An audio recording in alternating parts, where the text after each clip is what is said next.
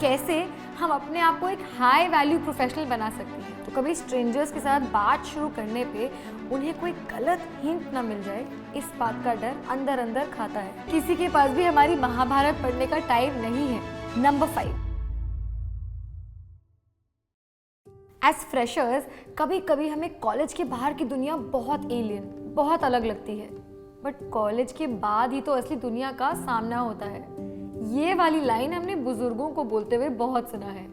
And our first step into that world is our first job. लेकिन the challenges कि उन बड़ी बड़ी कंपनीज में काम करने वाले लोगों के साथ जॉब करने के लिए पहले उनसे बात करना ज़रूरी है, उनके साथ नेटवर्क करना ज़रूरी है।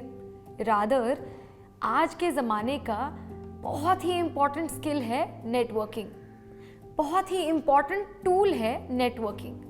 And as a girl, right out of college, looking for their first job and the best job for herself, the stakes are very high. हम में से कई लड़कियों को नौकरी करने की परमिशन मिलना ही डिफिकल्ट होता है।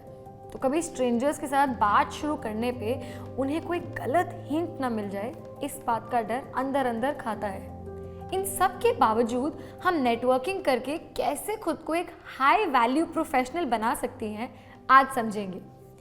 मेरा नाम है विदुषी और आज इस वीडियो में हम सीखेंगे कि कैसे हम अपने आप को एक हाई वैल्यू प्रोफेशनल बना सकती हैं। नंबर 1, कॉलेज से ही शुरुआत कर दो।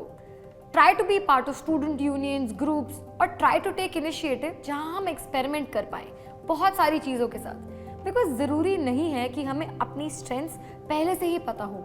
सो it's okay to be part of the commerce society, marketing team, photography events and absolutely anything जिसकी तरफ हमें एक लाइकिंग है या हम उसे एक्सप्लोर करना चाहते हैं किंग टूवर्ड्स।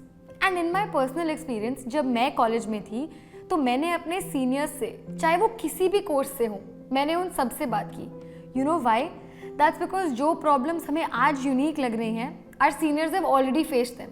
तो उनसे बात करना, उनका पर्सपेक्टिव जानना are things that still stay with me, क्योंकि कोई भी बात किसी भी टाइम पर की गई कभी वेस्ट नहीं जाती।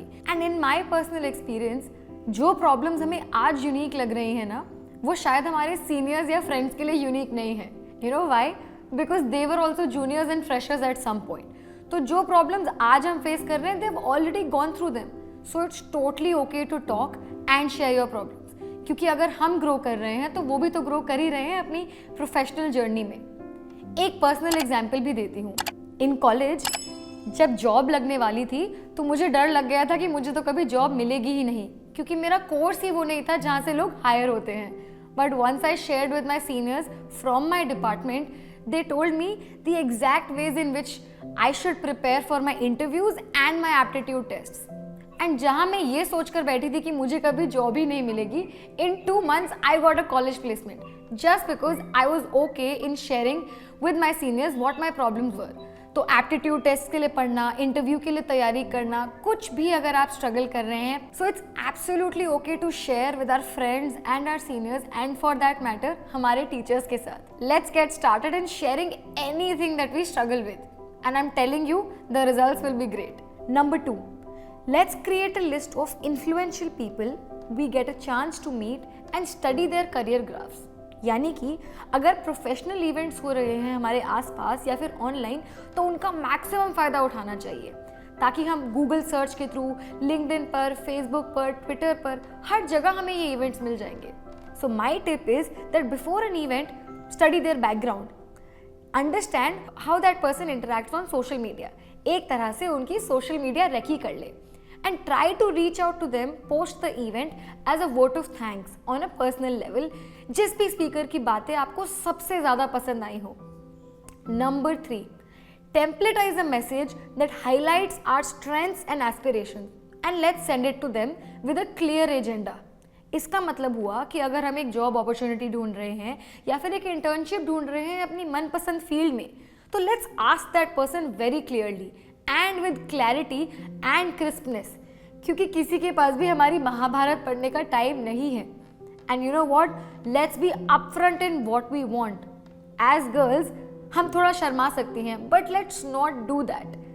Number 4, try to be part of networking events which happen online or offline conferences, obviously when things are okay for us to step out.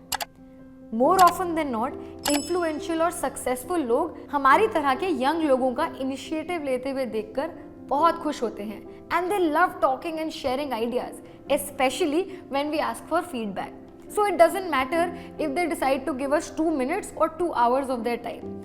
Make sure that we attend events where the value is greater than individual attention. क्योंकि हमें तो बस सीखना है.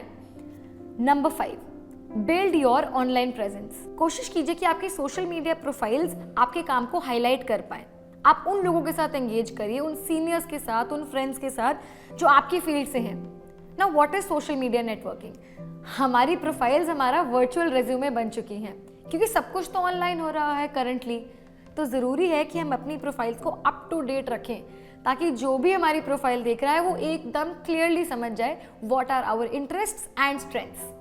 Lastly we must follow LinkedIn etiquettes जो हमने अपनी एक और वीडियो में अच्छे से समझाए हैं विद अ ट्यूटोरियल.